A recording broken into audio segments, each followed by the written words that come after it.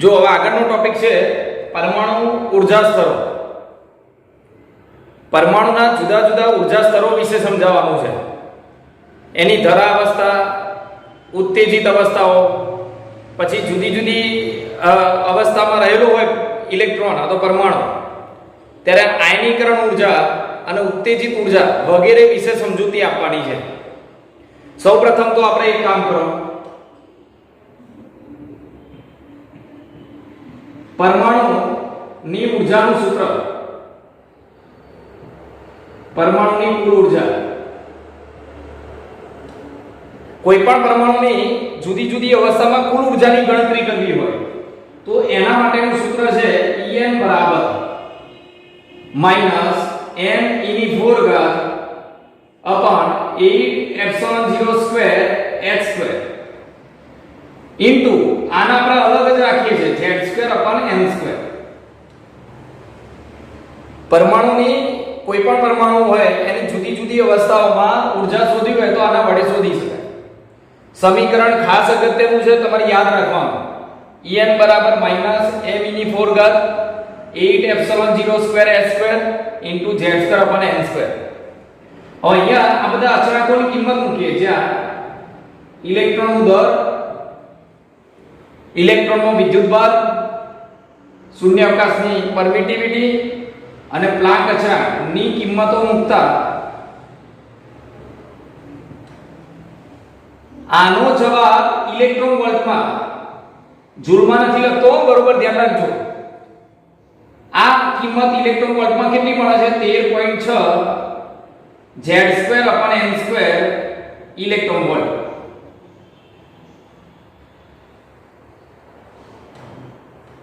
પહેલા આની કિંમત જૂલમાં આવશે. જો પહેલા જૂલમાં આ રીતે કિંમત મળશે, હું અહીંયા સ્પષ્ટ કરી દઉં પહેલા તમને. આ બધાની ખાલી કિંમતો મૂકો તો તમારો જવાબ આવો આવે 2.18 ગુણ્યા 10 ની 2.18 ગુણ્યા 10 ની -18 ઘાત z² / n² જૂલ. આ બધી કિંમતો મૂકો એટલે તમને જૂલમાં ઊર્જા મળે.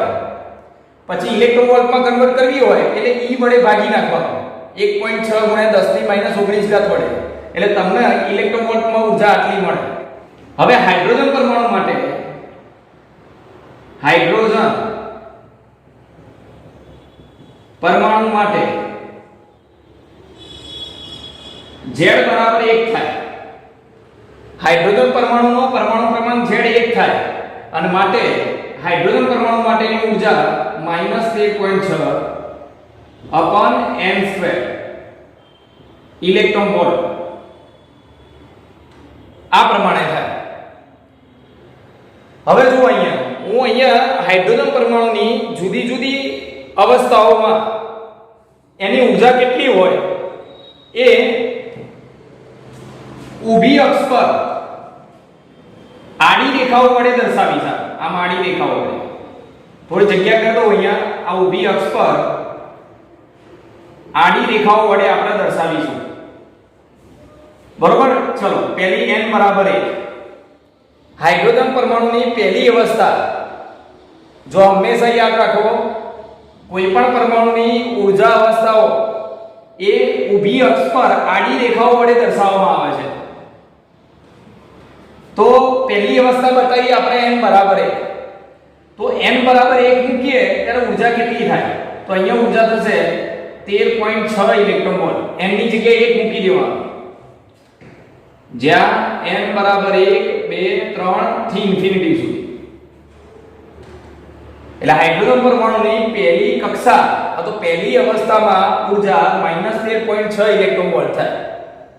ચલો, પછી n બરાબર તમારે 2 મૂકવાનું, n બરાબર 2. ધ્યાન આપજો અહીંયા. હું અહીંયા થોડી આકૃતિ મોટી દોરું છું કારણ કે એની જરૂર પડશે આપણે. n બરાબર 2. તમારે શું કરવાનું? અહીંયા n ની જગ્યાએ 2 મૂકવાનું. બીજી અવસ્થા, પરમાણુની બીજી અવસ્થા, તો બીજી કક્ષા, એમાં હાઇડ્રોજન પરમાણુની ઊર્જા કેટલી? તો 2 નો વર્ગ 4, એટલે આને 4 વડે ભાગી નાખો તો આ કિંમત થશે -3.39 ઇલેક્ટ્રોન વોલ્ટ. 3.39 ને તમે 3.40 તરીકે પણ લખી શકો. ચલો પછી ત્રીજી અવસ્થા n બરાબર 3 તો અહીંયા 3 મૂકો. હાઇડ્રોજન પરમાણુ માટેનું સૂત્ર છે 3 નો વર્ગ 9 એટલે 13.6 ને 9 વડે ભાગી નાખો તો આ તમારું કિંમત આવશે 1.51 ઇલેક્ટ્રોન વોલ્ટ. પછી n બરાબર 4 ચોથી અવસ્થામાં તો ચોથી કક્ષામાં કુલ હાઇડ્રોજન પરમાણુની ઊર્જા કેટલી થાય તો અહીંયા 4 મૂકો 4 નો વર્ગ 16 વડે ભાગી નાખો તો આ આવશે 0.54 ઇલેક્ટ્રોન વોલ્ટ સોરી 0.84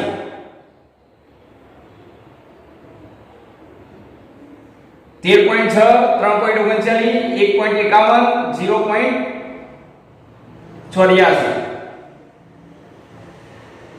અને પછી n બરાબર અહીંયા 5 મૂકો તમે n બરાબર 5 તો 5 નો વર્ગ 25 13.6 ને 25 વડે ભાગી નાખો તો -0.54 ઇલેક્ટ્રોન વોલ્ટ બરોબર. અને છેલ્લે ઇન્ફિનિટી એટલે અનંત કક્ષા લઈ લઈએ n બરાબર ઇન્ફિનિટી તો અહીંયા ઇન્ફિનિટી મૂકીએ તો 13.6 ભાગ્યા ઇન્ફિનિટી એટલે 0 થઈ જાય. તો હાઇડ્રોજન પરમાણુની જુદી જુદી અવસ્થાઓમાં તો જુદી જુદી કક્ષામાં ઊર્જા કેટલી છે એ આપણે મેળવી શકીએ. તો તમારે પહેલી વસ્તુ એ યાદ રાખવાની છે આ બધી કિંમતો યાદ રાખી લેવાની અત્યારે યાદ કરી લેવાની. હાઇડ્રોજન પરમાણુની પહેલી કક્ષા n બરાબર 1 માં ઊર્જા -13.6 ઇલેક્ટ્રોન વોલ્ટ હાઇડ્રોજન પરમાણુ માટે છે હો. બીજા કોઈ પરમાણુ માટે હોય તો જવાબ જુદો આવે એવું તમને એક્સ્ટ્રા વિડિયોમાં બતાવી છે ડબલ રીતના. હાઇડ્રોજન પરમાણુની બીજી કક્ષામાં ઊર્જા કેટલી 3.39 ઇલેક્ટ્રોન વોલ્ટ ત્રીજી કક્ષામાં 1.51 ચોથી કક્ષામાં 0.85 તો 85 એના આસપાસ આવે અને n બરાબર 5 પાંચમી કક્ષામાં 0.54 ઇલેક્ટ્રોન વોલ્ટ અને ઇન્ફિનિટી કક્ષામાં 0 થઈ જાય. તો યાદ રાખજો હવે ખાસ અગત્યનું છે ધ્યાન આપજો. ધરા સ્થિતિ કોને કહેવાય ધરા સ્થિતિ ધરા સ્થિતિની વ્યાખ્યા હાઇડ્રોજન પરમાણુની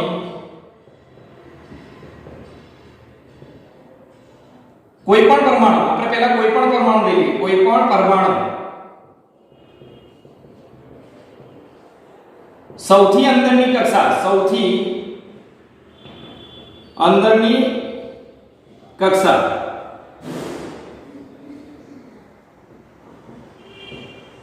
કૌંસમાં અવસ્થા ની ઊર્જા તમે હાઇડ્રોજન પરમાણુ માટે જો હાઇડ્રોજન પરમાણુની સૌથી અંદરની કક્ષા અથવા તો અવસ્થા એની ઊર્જા કેટલી છે લઘુત્તમ કોઈ પણ પરમાણુની સૌથી અંદરની કક્ષાની ઊર્જા લઘુત્તમ અથવા મહત્તમ ઋણ હોય છે. આ અવસ્થાને ધરા સ્થિતિ કહે છે.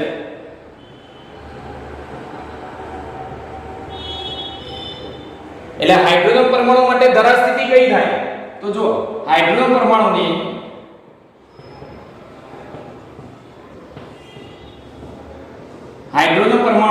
ધરા સ્થિતિ હાઇડ્રોજન પરમાણુની ધરા સ્થિતિમાં ઊર્જા મતલબ સૌથી અંદરની કક્ષા તો પહેલી કક્ષાની ઊર્જા એ કેટલી થાય તો પહેલી કક્ષાની ઊર્જા એની થાય -13.6 ઇલેક્ટ્રોન વોલ્ટ. તો યાદ રાખવાનું આ જે કોઈ પણ પરમાણુની સૌથી અંદરની જે કક્ષા હોય એને ધરા સ્થિતિ કહેવાય. બરોબર. ધરા સ્થિતિની વ્યાખ્યા કેવી રીતે લખાય ફરીથી એકવાર કોઈ પણ પરમાણુની સૌથી અંદરની કક્ષા અથવા અંદરની અવસ્થા ને ધરા સ્થિતિ કહે છે કે જેમાં એની ઊર્જા કેવી હોય લઘુત્તમ હોય. આગળ હવે એના પછી ઉત્તેજિત અવસ્થા ઉત્તેજિત અવસ્થા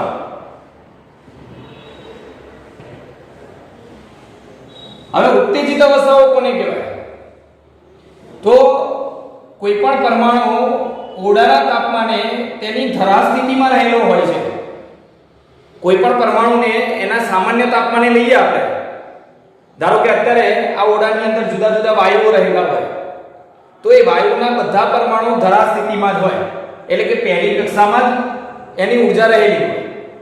હવે ધરા સ્થિતિમાં રહેલો કોઈ ઇલેક્ટ્રોન, એટલે કે પહેલી કક્ષામાં રહેલા ઇલેક્ટ્રોનને કોઈક રીતે તમે ઊર્જા આપો, જ્યારે એને ઊર્જા મળે એટલે એ ઇલેક્ટ્રોન ઉપરની ઊંચી ઊર્જા ધરાવતી કક્ષામાં સંક્રાંતિ કરે છે. આના કરતા આની ઊર્જા થોડી વધારે છે, જો ઋણ મૂલ્યમાં વધારે. બરોબર, આમ કેવું હોય ને તો ઋણની દ્રષ્ટિએ વધારે છે, આના કરતા વધારે છે. સમજો, કોઈ પણ પરમાણુ તેના ઓરડાના તાપમાને ધરા સ્થિતિમાં રહેલો હોય છે. આ પરમાણુની ધરા સ્થિતિમાં રહેલા ઇલેક્ટ્રોનને, આમાં કોઈ ઇલેક્ટ્રોન હોય એને તમે કોઈક રીતે ઊર્જા આપો તો એ ઇલેક્ટ્રોન ઊંચી ઊર્જા ધરાવતી અવસ્થામાં જાય છે, અને એ ઊંચી ઊર્જા ધરાવતી જે અવસ્થાઓ હોય એને ઉત્તેજિત અવસ્થાઓ કહે છે. બરોબર, આ રીતે એની વ્યાખ્યા લખાશે, યાદ રાખજો. કોઈ પણ પરમાણુ ઓરડાના તાપમાને ધરા સ્થિતિમાં રહેલો હોય છે, ધરા સ્થિતિમાં હોય છે.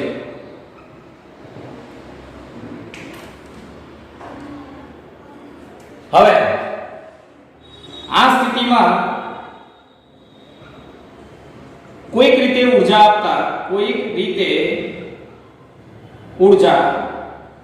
આપતા તે ઊંચી ઊર્જા ધરાવતી અવસ્થામાં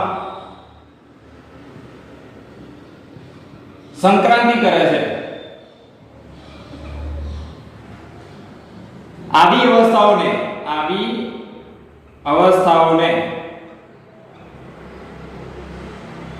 ઉત્તેજિત અવસ્થાઓ કહે છે. એટલે આ બધી જે થઈ ને આટલાથી આટલા સુધીની બધી એ ઉત્તેજિત અવસ્થાઓ થઈ.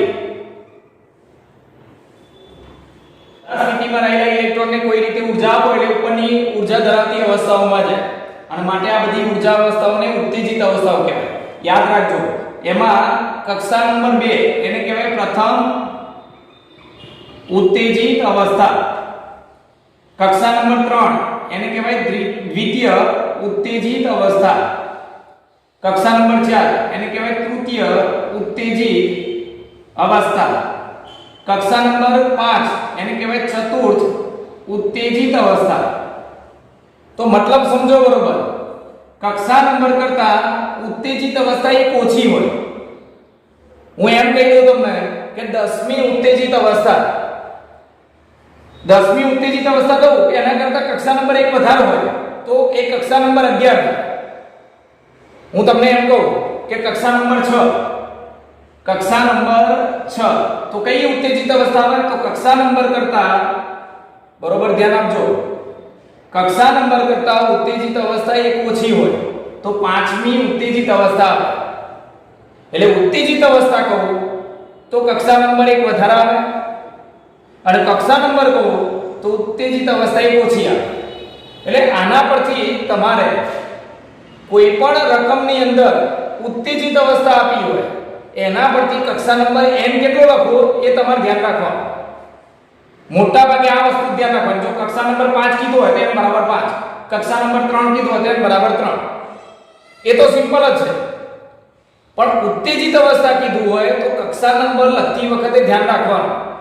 આવું કીધું હોય કે 15મી ઉત્તેજિત અવસ્થા એટલે n બરાબર 16 લખાય, કક્ષા નંબર 1 વધારે જ થાય. એટલે n ની જગ્યાએ તમે 16 લખો ત્યારે તમારો ઊર્જાનો જવાબ મળે.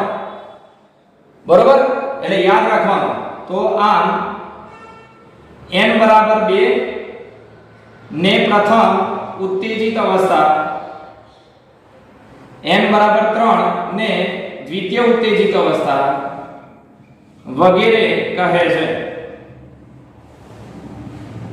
બરોબર, એટલે મેં ધરા સ્થિતિ અને ઉત્તેજિત અવસ્થા બંને તમને ક્લિયર કરી દીધી.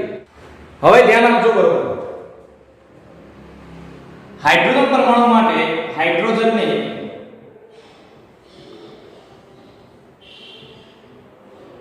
બોર કક્ષા કૌંસમાં લખાય ધરા સ્થિતિ માં ઊર્જા હાઇડ્રોજન પરમાણુની બોર કક્ષા કોને કહીએ છીએ એટલે પહેલી કક્ષા જે બોર કક્ષા કહીએ છીએ બોર કક્ષામાં એટલે કે ધરા સ્થિતિમાં કક્ષા નંબર 1 માં એની ઊર્જા કેટલી તો અહીંયા n બરાબર 1 લેવાનું તો બોર કક્ષામાં એની ઊર્જા આપણે E0 વડે દર્શાવીએ છીએ બરોબર ચલો તો n બરાબર કેટલા મૂકવાના 1 મૂકો તો અહીંયા આવશે -13.6 ઇલેક્ટ્રોન વોલ્ટ હવે ખાસ ધ્યાન આપજો આયનીકરણ ઊર્જા એક વસ્તુ લખી દો હવે ઋણ નિશાની શું દર્શાવે ઋણ નિશાની દર્શાવે છે કે ઋણ નિશાની એવું દર્શાવે છે કે આ કક્ષામાં ઇલેક્ટ્રોન આટલી ઊર્જાથી બંધાયેલો છે આ પહેલી કક્ષામાં ઇલેક્ટ્રોન હશે ઋણ નિશાની દર્શાવે છે કે ઇલેક્ટ્રોન આટલી ઊર્જાથી કક્ષામાં બંધાયેલો છે બરોબર એટલે ઋણ નિશાની દર્શાવે છે કે ઇલેક્ટ્રોન ધરા સ્થિતિમાં -13.6 ઇલેક્ટ્રોન વોલ્ટ ઊર્જાથી બંધાયેલો છે હવે આગળ છે આયનીકરણ ઊર્જા આયનીકરણ ઊર્જા કોને કહેવાય સમજો હાઇડ્રોજન પરમાણુની અંદર ઇલેક્ટ્રોન ક્યાં રહેલો છે બોર કક્ષામાં સામાન્ય તાપમાને અહીંયા રહેલો હશે ઓરડાના તાપમાને ઇલેક્ટ્રોન આ સ્થિતિમાં એટલે આ કક્ષામાં હશે પરમાણુ પોતાની ધરાવસ્થામાં હશે એવું કહી શકાય હવે તમારે આટલી ઊર્જાથી ઇલેક્ટ્રોન અહીંયા બંધાયેલો છે આ ઇલેક્ટ્રોનને કક્ષામાંથી એટલે પરમાણુમાંથી બહાર કરી દેવો છે મુક્ત કરી દેવો છે મતલબ હાઇડ્રોજન પરમાણુનું આયનીકરણ કરવું છે તો તમારે આ ઇલેક્ટ્રોનને બહાર મોકલી દેવો હોય બહાર મોકલવો મતલબ અનંત કક્ષામાં મોકલવો બહાર મોકલવો એનો મતલબ એમ થાય કે અહીંયાથી તમારે ક્યાં મોકલી દેવો ઇન્ફિનિટી કક્ષામાં અહીંયા એ બહાર મોકલી દીધો કહેવાય તો ઇલેક્ટ્રોનને પરમાણુમાંથી મુક્ત કરવા માટે આપવી પડતી લઘુત્તમ ઊર્જાને તેની આયનીકરણ ઊર્જા કહે છે બરોબર કોઈ પણ કક્ષામાં રહેલો ઇલેક્ટ્રોનને તમારે દૂર કરી દેવો હોય પરમાણુમાંથી બહાર મોકલી દેવો હોય પરમાણુનું આયનીકરણ કરી દેવું હોય એ માટે તમારે જે ઊર્જા આપવી પડે એને આયનીકરણ ઊર્જા કહેવાય બરોબર ચલો તો શું લખાશે યાદ રાખો પરમાણુમાંથી ઇલેક્ટ્રોનને મુક્ત કરવા માટે જરૂરી ઊર્જાને આયનીકરણ ઊર્જા કહે છે અને હાઇડ્રોજન પરમાણુની ધરાવસ્થામાં ઇલેક્ટ્રોનની આયનીકરણ ઊર્જા કેટલી તો જો તો કેટલી ઊર્જાથી બંધાયેલો છે ઇલેક્ટ્રોન -13.6 તો આટલી જ ઊર્જા તમે પ્લસ સ્વરૂપે આપો એટલે ઇલેક્ટ્રોન ક્યાં જતો રહેશે 0 તો આટલી ઊર્જા એની પાસે છે તમે બહારથી આ ઇલેક્ટ્રોનને +13.6 ઇલેક્ટ્રોન વોલ્ટ ઊર્જા આપો તો પ્લસ અને માઈનસ એટલે ટોટલ ઊર્જા 0 થઈ જાય મતલબ 0 ઊર્જાવાળી કક્ષામાં ઇલેક્ટ્રોન જતો રહે મતલબ ઇન્ફિનિટી કક્ષામાં એટલે કે પરમાણુની બહાર જતો રહે બરોબર તો હાઇડ્રોજન પરમાણુની પ્રથમ આયનીકરણ ઊર્જા બરોબર યાદ રાખજો આ વાક્ય લખવું છે પ્રથમ આયનીકરણ ઊર્જા તો પ્રથમ આયનીકરણ ઊર્જા કેટલી તો પ્રથમ આયનીકરણ ઊર્જા થાય +13.6 ઇલેક્ટ્રોન વોલ્ટ બરોબર પ્રથમ આયનીકરણ ઊર્જા કેમની ગણાય પહેલી કક્ષામાં ઇલેક્ટ્રોન છે પહેલી કક્ષામાં ઇલેક્ટ્રોન એને કઈ કક્ષામાં મોકલી દેવાનો છે ઇન્ફિનિટી કક્ષામાં પહેલી કક્ષામાંથી ઇન્ફિનિટી કક્ષામાં એટલે કે પરમાણુની બહાર મુક્ત કરી દેવા માટે આટલી ઊર્જાની જરૂર પડે ચલો તે જ રીતે હાઇડ્રોજન પરમાણુની બીજી આયનીકરણ ઊર્જા और બીજી આયનીકરણ ઊર્જા કેટલી થાય સમજો બરોબર આનો મતલબ તો ઇલેક્ટ્રોન ક્યાં રહેલો છે? બીજી કક્ષામાં. આ કક્ષામાંથી ઇલેક્ટ્રોન બહાર મોકલી દેવો હોય તો કેટલી ઊર્જાની જરૂર પડે? આટલી ઊર્જાથી બંધાયેલો છે એટલી જ ઊર્જા તમે પ્લસ સ્વરૂપે આપી દો એટલે પરમાણુને બહાર છૂટી જશે, મતલબ ઇન્ફિનિટી કક્ષામાં જતો રહેશે. તો આ રીતે થશે. આ પ્રથમ આયનીકરણ ઊર્જા થઈ, આ દ્વિતીય આયનીકરણ ઊર્જા થઈ. બરોબર? તો દ્વિતીય આયનીકરણ ઊર્જા કેટલી થાય? 3.39 ઇલેક્ટ્રોન વોલ્ટ. ચલો, ત્રીજી કક્ષામાં ઇલેક્ટ્રોન રહેલો હોય અને એને પરમાણુમાંથી મુક્ત કરી દેવો હોય, મતલબ અનંત કક્ષામાં મોકલી દેવો હોય તો કેટલી ઊર્જા આપવી પડે? 1.51 ઇલેક્ટ્રોન વોલ્ટ એટલે તૃતીય આયનીકરણ ઊર્જા. એટલે હાઇડ્રોજન પરમાણુની તૃતીય આયનીકરણ ઊર્જા તો એ થાય 1.51 ઇલેક્ટ્રોન વોલ્ટ. ટૂંકમાં જે કક્ષામાં ઇલેક્ટ્રોન રહેલો હોય એટલી જ ઊર્જા તમે પ્લસ સ્વરૂપે આપો એટલે ઇલેક્ટ્રોન ક્યાં જતો રહે? પરમાણુની બહાર, મતલબ પરમાણુનું આયનીકરણ થઈ જાય અને એને આયનીકરણ ઊર્જા કહેવાય. તો યાદ રાખવાનું, હાઇડ્રોજન પરમાણુની મહત્તમ આયનીકરણ ઊર્જા તો +13.6 અને હાઇડ્રોજન પરમાણુની લઘુત્તમ આયનીકરણ ઊર્જા એટલે 0. આટલી ઊર્જા તમે પ્લસ સ્વરૂપે આપો એટલે મહત્તમ આપવી પડી. એટલે કે જ્યારે ઇલેક્ટ્રોન પ્રથમ કક્ષામાં હોય, ધરા સ્થિતિમાં હોય, ત્યારે એને સૌથી વધારે ઊર્જા આપવી પડે આયનીકરણ કરવા માટે. અને જેમ જેમ આ બહાર જતો જાય બહારની કક્ષામાં એમ એનું આયનીકરણ ઊર્જા ઘટતી જાય. એટલે અહીંયા લખાય, અહીંયા હું લખી દઉં છું, ધ્યાન આપજો. આ ઇલેક્ટ્રોન હાઇડ્રોજન પરમાણુની ધરા સ્થિતિ માટે આયનીકરણ ઊર્જા કેવી થાય? મહત્તમ, સૌથી વધારે હોય.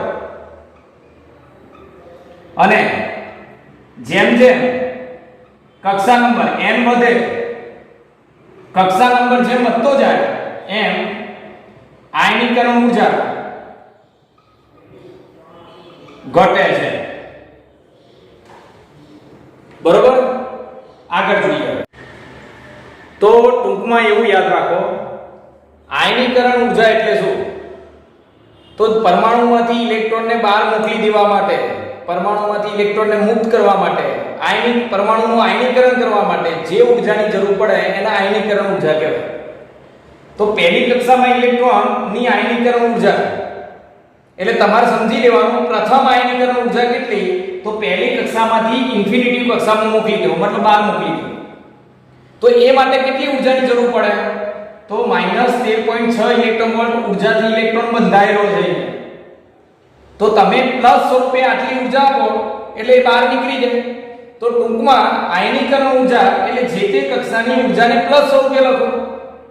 તો જો હાઇડ્રોજન પરમાણુમાં પ્રથમ આયનીકરણ ઊર્જા એટલે પહેલામાંથી ક્યાં મોકલી દેવો? ઇન્ફિનિટી આયનીકરણ મતલબ બહાર મોકલી દેવો.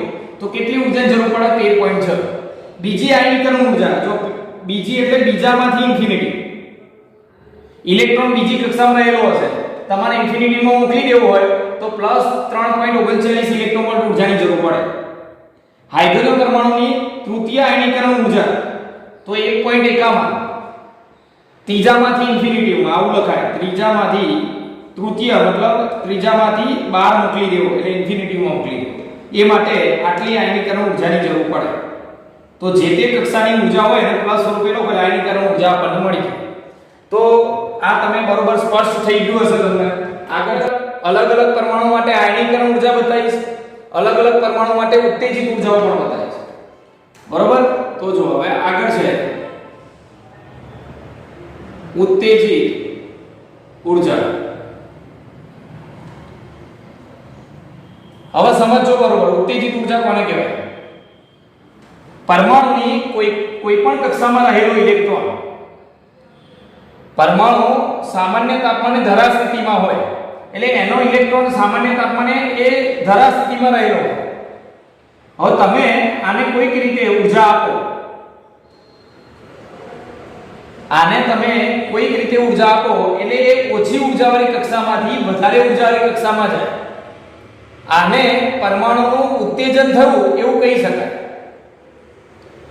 જ્યારે પરમાણુને કોઈક રીતે ઊર્જા આપવામાં આવે ત્યારે તે નીચી ઊર્જાવાળી અવસ્થામાંથી ઊંચી ઊર્જાવાળી અવસ્થામાં જાય છે અને એને પરમાણુનું ઉત્તેજન કહે છે, બરોબર. અને એ માટે જે ઊર્જા તમે આપો છો એને ઉત્તેજિત ઊર્જા કહે છે.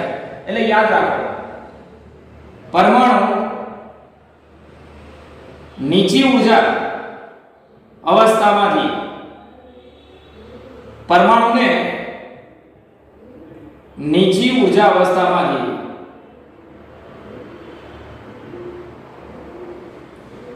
ઊંચી ઊર્જા ધરાવતી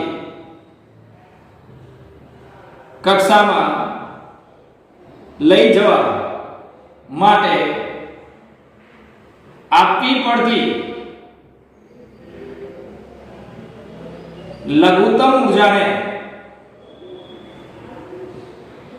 ઉત્તેજિત ઊર્જા કહે છે. ઉત્તેજિત ઊર્જા કહે છે. આ ઘટનાને પરમાણુનું ઉત્તેજન કહે છે. હવે ધ્યાન આપજો, બરોબર, ખૂબ જ અગત્યનો પોઈન્ટ છે. પ્રથમ હાઇડ્રોજન પરમાણુનું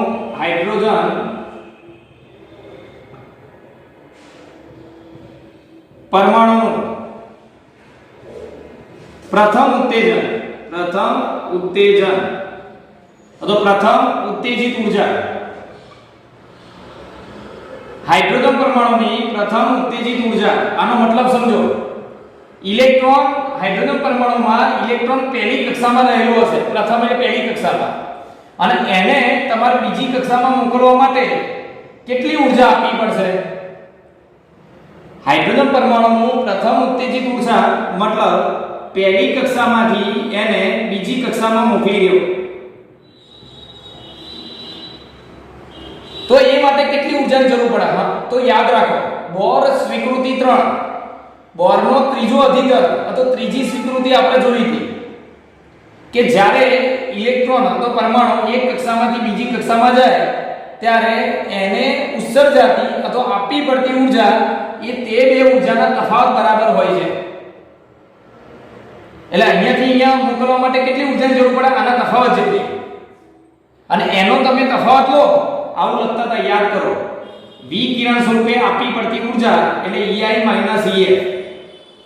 મહત્તમ ઊર્જામાંથી લઘુત્તમ ઊર્જા, એક કક્ષામાંથી બીજી કક્ષાની ઊર્જા બાદ કરો એટલે એના તફાવત જેટલી ઊર્જા તમારે આપવી પડે.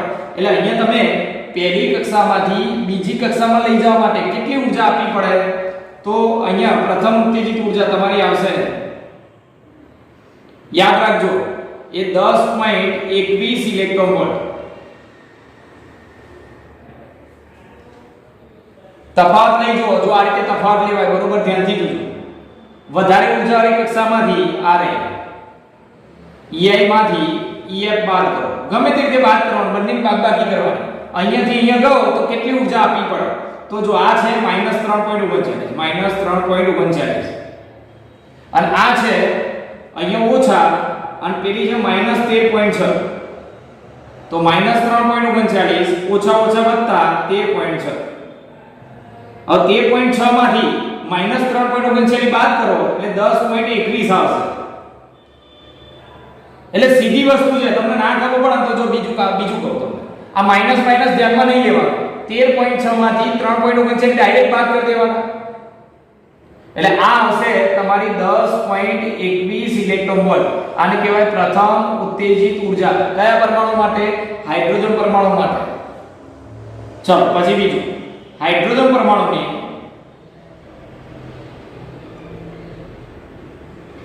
ધરા સ્થિતિની અહીંયા ધરા સ્થિતિ લખવાનું રહી ગયું મારું. મતલબ શું? હાઇડ્રોજન પરમાણુની ધરા સ્થિતિ મતલબ અહીંયા ઇલેક્ટ્રોન પહેલી ધરા સ્થિતિમાં રહેલો હશે અને એને દ્વિતીય ઉત્તેજિત ઊર્જા. હાઇડ્રોજન પરમાણુની ધરા સ્થિતિની દ્વિતીય ઉત્તેજિત ઊર્જા, એનો મતલબ શું? હાઇડ્રોજન પરમાણુની ધરા સ્થિતિ મતલબ ઇલેક્ટ્રોન ધરા સ્થિતિમાં હશે અને દ્વિતીય ઉત્તેજિત ઊર્જા મતલબ એના પછીની એક કક્ષા, એટલે એના પછી ઉપરની કક્ષા મોકલી દે. આને કહેવાય દ્વિતીય ઉત્તેજિત ઊર્જા. કઈ કક્ષામાંથી કઈ કક્ષામાં યાદ રાખજો. ધરા સ્થિતિને પહેલામાં અને એના પછી દ્વિતીય નંબરની એટલે બીજી નહીં પણ ત્રીજી. ધરા સ્થિતિમાંથી દ્વિતીય ઉત્તેજિત ઊર્જા મતલબ ત્રીજી કક્ષા મોકલી દેવો. પહેલામાંથી ત્રીજા મોકલો તો આ બેની બાદબાકી અને એ તમે કરશો તો આ જવાબ આવશે 12.09. એટલે આ દ્વિતીય ઉત્તેજિત ઊર્જા 12.09 ઇલેક્ટ્રોન વોલ્ટ. ચલો આગળ. હાઇડ્રોજન પરમાણુની ધરા સ્થિતિમાં હાઇડ્રોજન પરમાણુની ધરા સ્થિતિની તૃતીય ઉત્તેજિત ઊર્જા. તો આનો મતલબ સમજો. ધરા સ્થિતિ એટલે પહેલી કક્ષામાં ઇલેક્ટ્રોન હશે અને એને તમાર તૃતીય નંબર એટલે બીજી ત્રીજી નહીં ચોથામાં મોકલી દેવો. આને કહેવાય તૃતીય ઉત્તેજિત ઊર્જા. એટલે પહેલામાંથી ચોથાની બાદ કરવાની. n બરાબર 1 માંથી n બરાબર 4 માં મોકલવો અને એ માટેની ઊર્જા થશે તમારી. તો આ જવાબ આવશે તમારો 12.75. યાદ રાખજો 12.75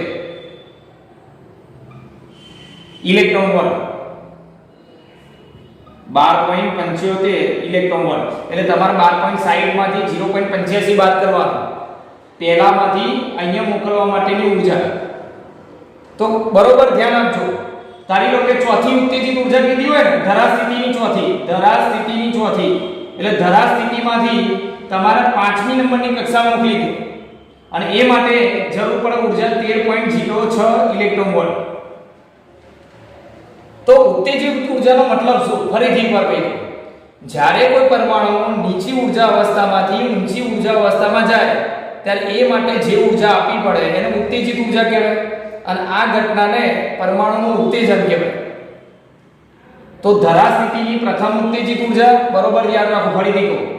હાઇડ્રોજન પરમાણુની ધરા સ્થિતિની પ્રથમ એટલે પહેલામાંથી બીજામાં, ધરા સ્થિતિની દ્વિતીય તો પહેલામાંથી ત્રીજામાં, ધરા સ્થિતિની તૃતીય ઉત્તેજિત ઊર્જા તો પહેલામાંથી ચોથામાં, ચોથી ઉત્તેજિત ઊર્જા તો પહેલામાંથી પાંચમામાં ધરા સ્થિતિ માટે.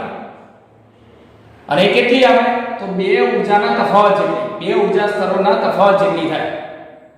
બરોબર. તો પરમેનન્ટ યાદ રાખવાનું. ધરા સ્થિતિ માટે પહેલી ઉત્તેજિત ઊર્જા 10.21 એટલે પહેલામાંથી બીજામાં, પછી 12.09 પહેલામાંથી ત્રીજામાં, પછી 12.75 અને પછી 13.06. બરોબર યાદ કરી લેવાની છે. હજુ એકવાર બોલું છું, બરોબર યાદ રાખજો. હાઇડ્રોજન પરમાણુની પ્રથમ ધરા સ્થિતિની પ્રથમ ઉત્તેજિત ઊર્જા એટલે પહેલામાંથી બીજામાં બેનો તફાવત લો એટલે 10.21 ઇલેક્ટ્રોન વોલ્ટ આવે. હાઇડ્રોજન પરમાણુની દ્વિતીય ઉત્તેજિત ઊર્જા એટલે પહેલામાંથી, દ્વિતીય એટલે એના પછીની એટલે ત્રીજામાં અને એ બેનો તફાવત લો એટલે 12.09 આવે. હાઇડ્રોજન પરમાણુની તૃતીય ઉત્તેજિત ઊર્જા ધરા સ્થિતિ માટે 12.75 અને પછી 13.06. અને ના આવડે ને તો જો આમાંથી કેટલા બાદ કરીએ તો આ આવે. આ ઊર્જા તમે અહીંયા આપી દો એટલે આ ઊર્જામાં જતો રહે ઇલેક્ટ્રોન. બરોબર. તો આમ તમે જુઓ જેમ જેમ કક્ષા નંબર વધતો જાય છે એમ ઉત્તેજિત ઊર્જા પણ વધતી જાય છે. ઇલેક્ટ્રોનને વધારે ઊર્જા આપવી પડે છે. હવે એક અગત્યનો પોઈન્ટ કહી દઉં છું ખાલી યાદ રાખવા માટે. JEE નીટમાં એક્સ્ટ્રા કોન્સેપ્ટમાં હું તમને કરાવવાનો છું. તમને એવું પૂછે હાઇડ્રોજન પરમાણુની ચોથી કક્ષાની અથવા તો તૃતીય ઉત્તેજિત અવસ્થાની પ્રથમ ઉત્તેજિત ઊર્જા. વાક્ય બોલું એ બરોબર સાંભળજો. હાઇડ્રોજન પરમાણુની ચોથી કક્ષા એટલે કે તૃતીય ઉત્તેજિત અવસ્થાની પ્રથમ ઉત્તેજિત ઊર્જા એટલે પહેલો ઉત્તેજિત કૂદકો. તો આ બેની બાદબાકી કરવાની અને એ જે આવે એ તમારે અહીંયા લખી દો એટલે આ જવાબ તમારો લગભગ 0.30 ઇલેક્ટ્રોન વોલ્ટ આવું કંઈક આવશે. 0.31 ઇલેક્ટ્રોન વોલ્ટ આટલી ઊર્જા આપો એટલે આ પ્રથમ ઉત્તેજિત થયું આ ચોથી કક્ષામાં એવું કહી શકાય. એટલે કક્ષા નંબર બરોબર ધ્યાન રાખવાનું. બરોબર. આટલું લખો એટલે અહીંયા આખો ટોપિક પૂરો થાય પરમાણુના ઊર્જા સ્તરો. બીજી કેટલીક વધારાની બાબતો એ આગળના વિડીયોમાં આપણે જોઈશું.